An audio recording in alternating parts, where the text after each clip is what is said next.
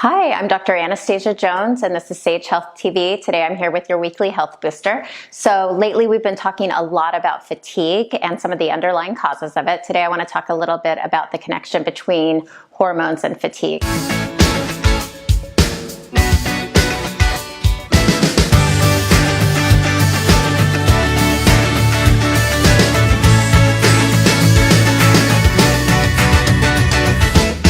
We have a lot of hormones. Basically, hormones are chemical messengers that are made in various endocrine glands that control more or less everything that happens in our body, but they all work in concert together. So even having a deficiency or an imbalance in one can throw off the others and lead to fatigue, among other symptoms.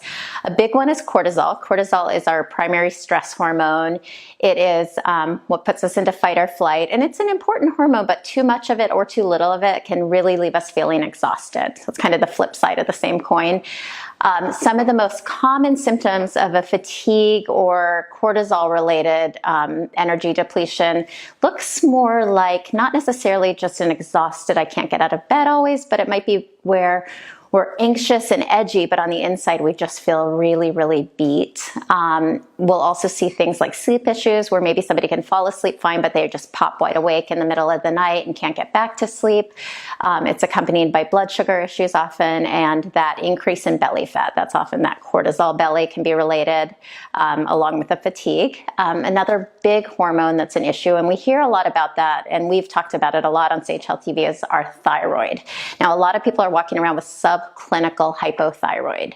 They're tired, they gain weight easy, they feel cold, brain fog. They've been to the doctor and get told, oh, your TSH is fine. Well, TSH is not enough. We've got to look at that whole panel, free T4, free T3, reverse T3. There's a whole comprehensive panel that's really going to tell us how your thyroid's working. And the adrenals and thyroid work together. So if one is in overdrive, the other one's going to try to pick up the slack, and then they both get burnout. Finally, we can also see an imbalance of estrogen, progesterone, and testosterone, which can leave us feeling fatigued in both men and women. So it doesn't have to just be around menopause or andropause for you men, but even, in younger years or later years, having an imbalance in some of these really, really critical hormones will leave us feeling exhausted. It won't always show up as irregular periods. You might see things like low libido, irritability. Poor muscle tone's a big one. Too much estrogen, once again, in men and women can leave us feeling tired, but also show up as an increased weight gain in the breasts and the bum.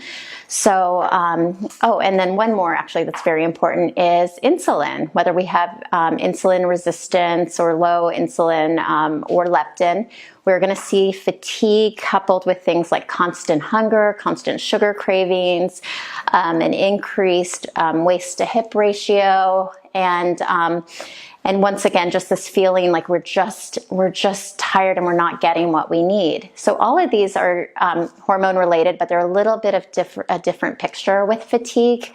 And really, there are ways to look at these. There's some really great both salivary and blood tests to look at all of our different hormones.